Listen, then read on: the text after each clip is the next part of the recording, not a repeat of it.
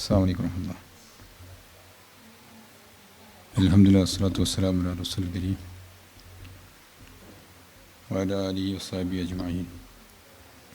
അള്ളാഹുവിൻ്റെ മഹത്തായ അനുഗ്രഹത്താൽ ഒരു ഞായറാഴ്ച കൂടി നമുക്ക് അള്ളാഹുവിൻ്റെ മാർഗത്തിൽ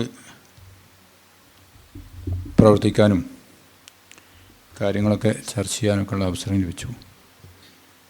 അള്ളാഹു നമ്മുടെ ഈ ഇരുത്തവും ഈ പ്രവൃത്തികളൊക്കെ അള്ളാഹുവിന് ഏറ്റവും ഇഷ്ടപ്പെട്ട സൽക്കർമ്മങ്ങൾ ഉൾപ്പെടുത്തി അനുഗ്രഹിക്കുമാറാകട്ടെ. നമുക്ക് കിട്ടിയ അനുഗ്രഹങ്ങളും ആ അനുഗ്രഹങ്ങളെ ഏതൊക്കെ രീതിയിൽ വിനിയോഗിക്കണം എന്നുള്ള കാര്യങ്ങളൊക്കെ ഇവിടെ സംസാരിച്ചു കഴിഞ്ഞു. അനുഗ്രഹങ്ങൾ നഷ്ടപ്പെടുമ്പോഴാണല്ലോ അനുഗ്രഹങ്ങളുടെ വില നമുക്ക് മനസ്സിലാകുക. ആ അനുഗ്രഹങ്ങളെ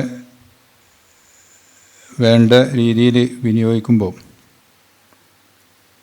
നമുക്ക് കിട്ടുന്ന അനുഗ്രഹങ്ങൾ അത് സമ്പത്തിൻ്റെ രീതിയിൽ, ആരോഗ്യത്തിൻ്റെ രീതിയിൽ, അറിവിൻ്റെ രീതിയിലൊക്കെ നമുക്ക് അനുഗ്രഹങ്ങൾ കിട്ടും. ഓരോരുത്തർക്കും ഓരോ രീതിയിലാണ് അള്ളാഹുവിൻ്റെ അനുഗ്രഹം കിട്ടുക. അപ്പം അത് മറ്റുള്ളവർക്ക് വേണ്ടി വിനിയോഗിക്കുമ്പോൾ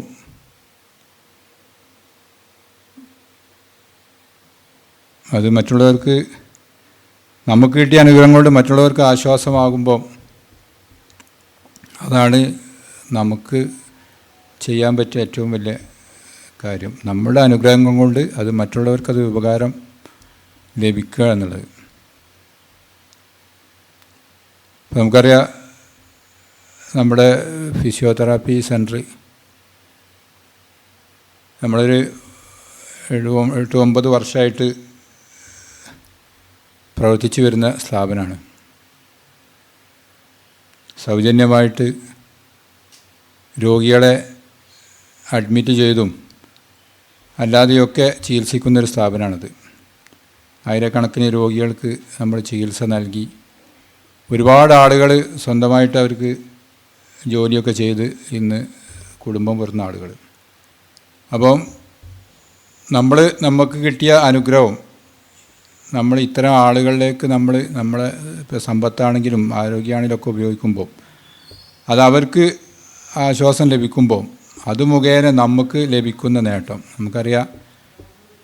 ഒരാളുടെ പ്രയാസം നീക്കിയാൽ അള്ളാഹു നമ്മുടെ പ്രയാസം നീക്കും. ഇതാണ് നമ്മളൊരു മോട്ടീവ്. അതാണല്ലോ, പ്രയാസപ്പെടുന്ന നാളുകളിൽ നമ്മുടെ കാലുകളെ ഉറപ്പിച്ച് നിർത്തും. ഈ ഒരു ബേസ് വെച്ചിട്ടാണ് നമ്മുടെ പ്രവൃത്തികളൊക്കെ ചെയ്യുന്നത്. ഇപ്പോൾ അടുത്ത ദിവസങ്ങളിലായി നമ്മുടെ തെറാപ്പി സെൻ്ററിൽ നിന്ന് ചികിത്സ കഴിഞ്ഞ് പോയ കുറേ രോഗികൾ നമുക്ക് കിട്ടിയ ഈ അനുഗ്രഹം നമ്മൾ പല രീതിയിലും അവിടെ വിനിയോഗിച്ചപ്പോൾ അതിൻ്റെ കിട്ടിയ റിസൾട്ടുകൾ. ഇപ്പോൾ കഴിഞ്ഞ ദിവസം ഒരു ഉമ്മ അവിടുന്ന് ചികിത്സ കഴിഞ്ഞ് പോയി. ആ ഉമ്മക്ക് GBS എന്ന് പറഞ്ഞ അസുഖമാണ്. സാധാരണ ഇത്തരം അസുഖങ്ങൾ വന്നാൽ അത് മാറൽ വളരെ കുറവാണ്. അപ്പോൾ ഡോക്ടർമാർ തന്നെ അതിൻ്റെ റിസൾട്ടുകൾ ആശങ്ക പറഞ്ഞു. ഇവിടെ വന്ന സമയത്ത് തന്നെ അതിൽ എത്രത്തോളം റിസൾട്ട് ഉണ്ടാവും എന്നുള്ള കാര്യത്തിൽ നമ്മൾ ആശങ്കപ്പെട്ടതാണ്. എന്നാലും നമ്മളൊരു സിസ്റ്റപ്രകാരം വരുന്ന രോഗികളെ നമ്മൾ മടക്കാറില്ല. സാധാരണ ഇത്തരം സെൻറ്ററുകളിൽ റിസൾട്ട് പ്രതീക്ഷിച്ച് ചികിത്സ നടത്തുന്ന സ്ഥാപനങ്ങളാണ് അധികവും. കാരണം സെൻറ്ററിൻ്റെ പബ്ലിസിറ്റി അത് പുറത്തേക്ക് നല്ല പബ്ലിസിറ്റി കിട്ടാൻ വേണ്ടിയിട്ട് നല്ല രോഗികളെ എന്ന് പറഞ്ഞാൽ അധികം പ്രയാസം അല്ലെങ്കിൽ ഒക്കെ ഫ്രഷ് കേസുകൾ അല്ലെങ്കിൽ രോഗം വന്ന ഉടനെയുള്ള രോഗികളെ ചികിത്സിച്ചാൽ ഏറ്റവും റിസൾട്ട് കിട്ടുന്നുള്ള രോഗികളെ, അത്തരം രോഗികളൊക്കെയാണ് സാധാരണ സെൻറ്ററുകളിൽ സെൻറ്ററിൽ അഡ്മിറ്റ് ചെയ്യുക.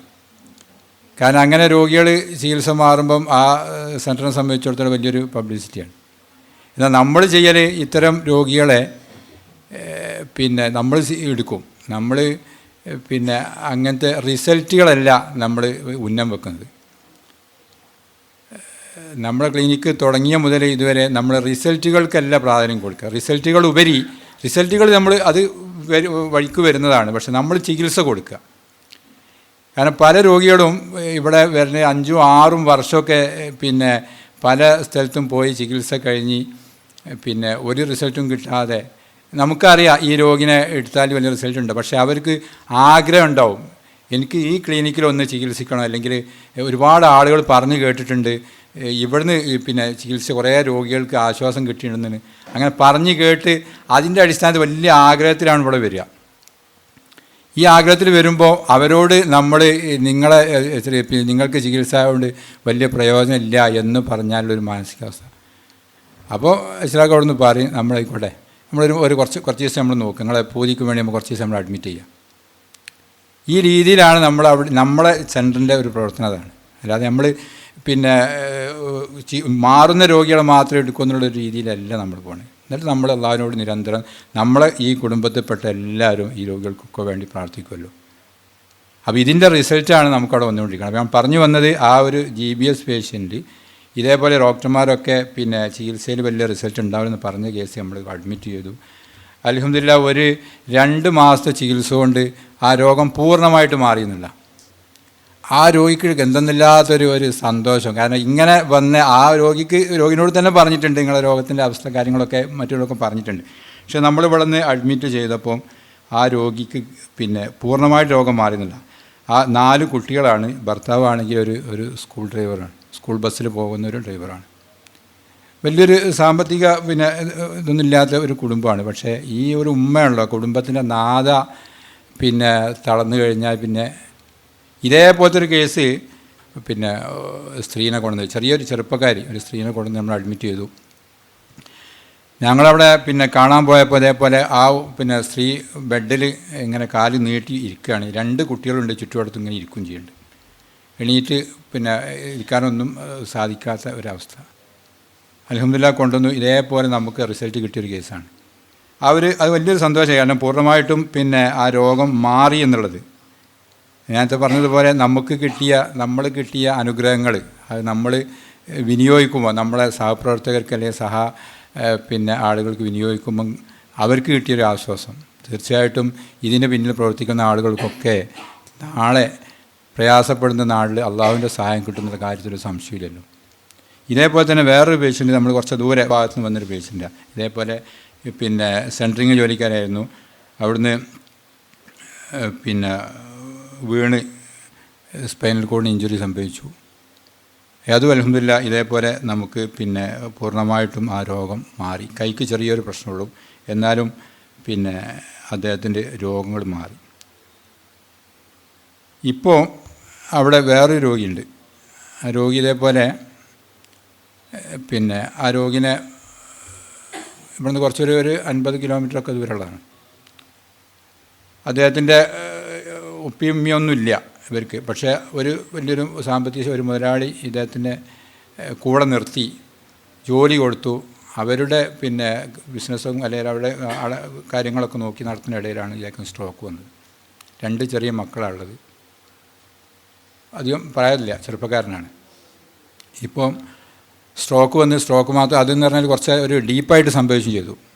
ഈ നിൽക്കുമ്പോഴൊക്കെ ആകെങ്ങനെ വർക്കും ചെയ്യും, ബാലൻസും കിട്ടാത്ത അവസ്ഥ. നോക്കാനാരുമില്ല. പക്ഷേ ഇവർ ഈ പിന്നെ കുടുംബം അല്ലെങ്കിൽ ഇവരെ നോക്കിയ ആ മുതലാളിമാർ അവർ കുറച്ചൊക്കെ സപ്പോർട്ട് ചെയ്യും, പക്ഷെ നോക്കാൻ ആരുമില്ല. ഇപ്പം നിൽക്കുന്നത് നല്ല ആരോഗ്യമുള്ള ഒരാളാണ്. ഇയാളെ പിടിക്കാൻ തന്നെ 2 ആൾ വേണം. പക്ഷേ ഭാര്യയും ഇയാളെ പെങ്ങളും കൂടെ നിന്ന് ഫുൾ ടൈം അത്ര പിന്നെ ഹാർഡ് വർക്ക് ചെയ്ത് നോക്കുകയാണ്. അൽഹംദുലില്ലാഹ് ഇന്നിപ്പം ഒരുപാട് മാറ്റങ്ങൾ. അദ്ദേഹത്തിൻ്റെ ആ ബാലൻസിങ് ഒക്കെ കുറേ ശരിയായി, ഇരുത്തം ശരിയായി, സംസാരത്തിന് പ്രശ്നമുണ്ട്, എന്നാലും ഭയങ്കര കോൺഫിഡൻ്റാണ്. ഇപ്പോൾ കഴിഞ്ഞ ദിവസം അമ്മ പറയുകയാണ് പിന്നെ പെങ്ങൾക്കാണെങ്കിൽ ഡിസ്കിന് പ്രശ്നമുണ്ട്, സർജറി പറഞ്ഞ പെങ്ങൾ ബെൽറ്റ് ഇട്ട് ടൈറ്റ് അത്രയൊക്കെ ഇതിലാണ് നോക്കണത്. അപ്പോൾ പറയുകയാണ് ഓന് 2 കുട്ടികളാണല്ലോ, എങ്ങനെയൊന്ന് നടന്ന് കിട്ടിയാൽ ആ പെങ്ങൾ. പക്ഷേ നമുക്ക് കിട്ടിയ അനുഗ്രഹങ്ങൾ നമ്മൾ ചിലവാക്കുമ്പം വരുന്ന കാര്യങ്ങൾ. ഇതേപോലത്തെ ഒരുപാട് കേസുകൾ നമുക്കവിടെ പിന്നെ നമുക്ക് കാണാൻ പറ്റും. അതേപോലെ തന്നെ ഇപ്പം പിന്നെ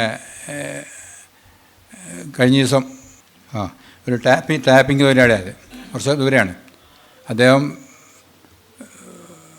റബ്ബർ വെട്ട് ജോലിക്ക് പോകുന്ന ആളാണ്. അത് പ്രായമില്ല, എനിക്കൊന്നൊരു 10-35 വയസ്സൊക്കെ ഉണ്ടാവുള്ളൂ. 2 കുട്ടികളുണ്ട്. ടാപ്പിങ്ങിന് പോണ സമയത്തോ എന്താണ് ഇതിന് സ്ട്രോക്ക് വന്ന് ഭാര്യയായിരുന്നു നോക്കിയിരുന്നത്. അൽഹംദുലില്ലാഹ് അദ്ദേഹം പിന്നെ ആ അസുഖം ഇപ്പം കൈക്ക് ചെറിയ പ്രശ്നമുണ്ട്, എന്നാലും അദ്ദേഹത്തിന് ചെറുതായിട്ട് പിന്നെ ജോലിക്ക് പോകാൻ പറ്റിയ രീതിയിൽ. ഇപ്പം നമ്മളോട് പറഞ്ഞത് നിങ്ങളെ അസുഖം ഇനി അസുഖം ഉണ്ട് എന്നുള്ള ആ മൈൻഡൊന്നും വേണ്ട, കൈക്കുള്ളത് അത് ഇൻഷാ അല്ലാഹ് ഇങ്ങനെ ക്രമേണ ശരിയാവും, നിങ്ങൾക്ക് ഇനി ജോലിക്ക് പോകാം. അത് നല്ല പിന്നെ സന്തോഷത്തിലാണ് ആരോഗ്യമുള്ളത്. ഇങ്ങനെയുള്ള ഒരുപാട് പിന്നെ രോഗികളാണ് നമുക്ക് അവിടുന്ന് റിസൾട്ട് ഇങ്ങനെ പറയാം മാറിയിട്ട് സ്വയം അവർ കുടുംബം പോറ്റാൻ പറ്റിയ രീതിയിൽ മാറിപ്പോകുന്നത്. അപ്പോൾ നേരത്തെ പറഞ്ഞതുപോലെ കിട്ടുന്ന ആരോഗ്യം, സമ്പത്ത് ഇതൊക്കെ അള്ളാഹുവിൻ്റെ മാർഗത്തിൽ ചിലവഴിക്കുമ്പോൾ നമ്മളെ മറ്റുള്ളവർക്ക് അതുകൊണ്ട് കിട്ടുന്ന ആശ്വാസം അതാണല്ലോ ബിസ്മിയുടെ എല്ലാ അസറ്റും അങ്ങനെയാണല്ലോ. ഇത്തരം ആളുകളെ സഹായിക്കുക, അതിൻ്റെയൊക്കെ നേരത്തെ ഞാൻ പറഞ്ഞതുപോലെ അതിൻ്റെയൊക്കെ മോട്ടീവ് എന്താണെന്ന് ചോദിച്ചാൽ അള്ളാഹു പ്രയാസപ്പെടുന്ന നാളിൽ നമുക്ക് ആശ്വാസം കിട്ടും, അല്ലെങ്കിൽ പ്രയാസപ്പെടുന്നതിനെ സഹായിച്ചാൽ അള്ളാഹു നമ്മെ സഹായിക്കും. ഈ ഒരു കാഴ്ചപ്പാടാണല്ലോ. ഇതിന് നേരത്തെ പറഞ്ഞതുപോലെ ഒരുപാട് ആളുകൾ സാമ്പത്തികമായിട്ട് സഹായിക്കുന്നുണ്ട്. ഇപ്പം ശാരീരികമായിട്ട് സഹായിക്കാൻ കഴിയാത്ത ആളുകൾ സാമ്പത്തികമായിട്ട് സഹായിക്കുന്നുണ്ട്. അതുകൊണ്ടാണല്ലോ ഈ സ്ഥാപനങ്ങളൊക്കെ നടന്നു വരുന്നത്. എല്ലാവർക്കും പിന്നെ ശരീരം കൊണ്ട് സഹായിക്കാൻ കഴിയില്ല, അപ്പോൾ സാമ്പത്തികമായിട്ട് സഹായിക്കും. അവരെ പാർട്ടാണത്. അള്ളാഹു അത്തരം ആളുകളൊക്കെ നല്ല പ്രതിഫലം നൽകട്ടെ. ഇതിനെ സഹായിക്കുന്ന ഒരുപാട് ആളുകളുണ്ട്. അതേപോലെ തന്നെ പിന്നെ ശാരീരികമായിട്ട് നിരന്തരം ഇതിൻ്റെ പിന്നിൽ ഓടിക്കൊണ്ടിരിക്കുന്ന ആളുകൾ, അവരെ ശരീരം കൊണ്ടാണ് നേരത്തെ റഷീദ് മാഷ് പറഞ്ഞ പോലെ പിന്നെ സമ്പത്തിൻ്റെ സക്കാത്ത്, ആരോഗ്യത്തിൻ്റെ സക്കാത്ത്, സമയത്തിൻ്റെ സക്കാത്ത് എന്നൊക്കെ പറയുമ്പോൾ അതൊക്കെ ആ ഗണത്തിൽ പെടുത്തുമ്പോൾ അതൊക്കെ വലിയ കൂലിയുള്ള കാര്യമാണല്ലോ. അള്ളാഹു അത്തരം ആളുകൾക്കൊക്കെ നല്ല പ്രതിഫലം നൽകി അനുഗ്രഹിക്കുന്നുണ്ട്. ഇതേപോലെ ഒരുപാട് ആളുകൾ നമ്മളിപ്പോൾ സെൻറ്ററിൽ സംബന്ധിച്ചിടത്തോളം ആഴ്ചയിൽ 8-9 ആളുകളാണ് വന്നുകൊണ്ടിരിക്കുന്നത്. ഒക്കെ അത്യാവശ്യക്കാർ. കഴിഞ്ഞ ആഴ്ച 3 ആംബുലൻസിലാണ് ഇവിടെ പിന്നെ രോഗികൾ 3 ആംബുലൻസ് തുടർച്ചയായിട്ട് വന്നു. 8-9 ആളുകൾ എത്തിയ കഴിഞ്ഞ ആഴ്ച വെച്ചിട്ടുണ്ട്. പക്ഷേ ഈ 3 ആളുകളൊക്കെ സ്ട്രോക്ക് വന്നിട്ട് 1 മാസം പിന്നെ ഒക്കെ ആയ ആളുകളാണ്. നമ്മളെ സംബന്ധിച്ചിടത്തോളം നമുക്ക് സെൻട്രലിൽ സ്ഥലമില്ലാത്ത അവസ്ഥയാണ്, ആണ് ആളുകൾ ഇങ്ങനെ വന്നുകൊണ്ടിരിക്കുന്നത്. ഈ ആളുകളൊക്കെ ചികിത്സക്ക് അർഹമുള്ള ആളുകളാണ്, ഇപ്പോൾ സാമ്പത്തികമായിട്ടുള്ള ആളുകളല്ല. ഇപ്പോൾ നമ്മുടെ സെൻറ്ററിൻ്റെ പിന്നെ അതിൻ്റെ വിപുലീകരണ പരിപാടി നടന്നുകൊണ്ടിരിക്കുന്നുണ്ട്. അതൊക്കെ നമ്മളെ പ്രാർത്ഥന ഉൾപ്പെടുത്തണം. ആ സെൻറ്ററിൻ്റെ പിന്നെ അത് വിപുലീകരിക്കാനും അതിന് വേണ്ട എല്ലാ സംവിധാനങ്ങളാകാനും ഇത്തരം രോഗികൾക്ക് ആശ്വാസം നൽകാനൊക്കെ നമുക്ക് കഴിയണം. അതിനുള്ള എല്ലാ സംവിധാനം വരണം. അപ്പോൾ നമ്മളെ പ്രാർത്ഥന ഉൾപ്പെടുത്തുക. മാത്രമല്ല നേരത്തെ പറഞ്ഞതുപോലെ ഇതിനുള്ള രോഗികൾ, നമ്മുടെ സെൻറ്ററിലിരുന്ന രോഗികൾ, ആ രോഗികൾ പിന്നെ പൂർണ്ണമായിട്ടും രോഗം മാറുന്ന രോഗികളൊന്നുമില്ല. പക്ഷേ ചില രോഗികൾ നമ്മൾക്ക് അവിടെ നിർബന്ധാവശ്യം നിർത്തേണ്ടത് വരും. ഇപ്പോൾ ഇന്നലെ ഞാൻ അവിടെ പോയപ്പോൾ പിന്നെ ഒരു താത്ത, അപ്പോൾ ആ രോഗിയെ സംബന്ധിച്ചിടത്തോളം ആ രോഗം നേരത്തെ നമ്മൾ പറഞ്ഞ പോലെ ആ രോഗത്തിൻ്റെ മസിൽ സൂക്ഷിക്കുന്ന അസുഖമാണ്. അതങ്ങനെ സൂക്ഷിച്ചു പോകും. ആദ്യം പിന്നെ നടത്തത്തിന് സ്ലിപ്പ് വരും. ആ നടത്തത്തിന് സ്ലിപ്പ് വന്ന് പിന്നെ വീൽ ചെയറിലാവും. ആ വീൽ ചെയറിലായി കഴിഞ്ഞാൽ പിന്നെ അത് ബെഡാവും. ഇതാണ് അതിൻ്റെ ഒരു പൊസിഷന്. പോയിട്ട് പോകാൻ സ്ഥലമില്ല. പക്ഷെ പോയാൽ ഞങ്ങൾക്ക് ആരും ഇല്ലല്ലോ. അപ്പം ഡിസ്ചാർജിൻ്റെ ഒരു ചെറിയൊരു കാര്യങ്ങളിങ്ങനെ അവിടെ ഡോക്ടർ വന്നപ്പോൾ ഇങ്ങനെ ഇത് സൂചന അവർക്ക് ഇതായി പറഞ്ഞ സമയത്താണ് കാക്കനോട് പറഞ്ഞിട്ടുണ്ടാവും തോന്നുന്നത്. അപ്പോൾ പറഞ്ഞ വാക്ക് കാക്കനോട് നിൽക്കാൻ പറഞ്ഞിരുന്നു പറഞ്ഞ സന്തോഷം. എന്താ അപ്പോൾ അവിടെ ആ രോഗി പൂർണ്ണമായിട്ടും കിടപ്പിലായ രോഗിയാണ്. ഈ രോഗിനെ നോക്കുന്ന ആ ചെറുപ്പക്കാരി, ആ ഭാര്യയ്ക്ക് റിസൾട്ടൊന്നും ഉണ്ടാവില്ലെന്ന് എനിക്ക് തോന്നുന്നു ആ ഭാര്യയ്ക്കും അറിയാൻ പറ്റും. പക്ഷേ അവിടെ നിൽക്കണത്, നമ്മളെ സെൻറ്ററിൽ നിൽക്കണത് ഒരാശ്വാസം. ഇതിലും ഇതേ പിന്നെ നമുക്ക് ആശ്വാസം കൊടുക്കാൻ കഴിയുന്ന എന്താ ഉള്ളത്? നിർത്തുകയാണ്. ഇങ്ങനത്തെ ഒരുപാട് രോഗികൾ അവിടെ ഉണ്ട്. ആ രോഗികൾക്കും വേണ്ടിയൊക്കെ പ്രാർത്ഥനയിൽ ഉൾപ്പെടുത്തണം. നേരത്തെ ഞാൻ പറഞ്ഞതുപോലെ ആ പിന്നെ സ്ട്രോക്ക് വന്ന ആ 2 കുട്ടികളുടെ അവരൊക്കെ വലിയ പ്രതീക്ഷയിൽ എങ്ങനെ നടന്നു പോകണം. അല്ലെങ്കിൽ അവൻ്റെ കാര്യങ്ങളെങ്കിലും ഒന്ന് പിന്നെ ക്ലിയർ ആവണം. അല്ലെങ്കിൽ ബാത്റൂമൊക്കെ കാര്യങ്ങളൊക്കെ ആയാൽ മറ്റുള്ളവർക്കൊക്കെ പോകുമല്ലോ. ഇങ്ങനത്തെ ആളുകളാണുള്ളത്. അവർക്കും വേണ്ടിയൊക്കെ നല്ല നിങ്ങളെ പ്രാർത്ഥന ഉണ്ടാവും. അള്ളാഹു ആ സെൻട്രലിലെ രോഗികൾക്കൊക്കെ പൂർണ്ണമായിട്ടും ശിഫ നൽകി അനുഗ്രഹിക്കണമാട്ടെ. പ്രയാസപ്പെടുന്ന ആളുകൾ ഒരുപാടുണ്ട് അവിടെ. ആ ആളുകൾക്കൊക്കെ പഴയ രീതി അതെങ്ങനെയാണോ അതേപോലെ അള്ളാഹു അവരൊക്കെ ആരോഗ്യസ്ഥിതി മാറ്റി കൊടുക്കുമാറാകട്ടെ. അതിനെ സഹായിക്കുന്ന ആളുകൾക്ക്, ആ സെൻറ്ററിനെയും നമ്മുടെ വിസ്മയൊക്കെ സഹായിക്കുന്ന ആളുകൾക്ക് അള്ളാഹു ഇരു ലോകത്തും നല്ല പ്രതിഫലം നൽകി അനുഗ്രഹിക്കുമാറാകട്ടെ. ഇതിൻ്റെ മുന്നിൽ നിൽക്കുന്ന ആളുകൾക്കൊക്കെ ഈ സെൻറ്റർ മുന്നോട്ട് കൊണ്ടുപോകാൻ ആവശ്യമായ എല്ലാ ഉൾക്കാഴ്ചയും എല്ലാ കഴിവും നൽകി അനുഗ്രഹിക്കുമാറാകട്ടെ. റബ്ബനാ ആതിനാ ഫിദ്ദുനിയ ഹസനത്തൻ വഫിൽ ആഖിറതി ഹസനത്തൻ വഖിനാ അസ്സലാമു അലൈക്കും വറഹ്മത്തുള്ളാഹി.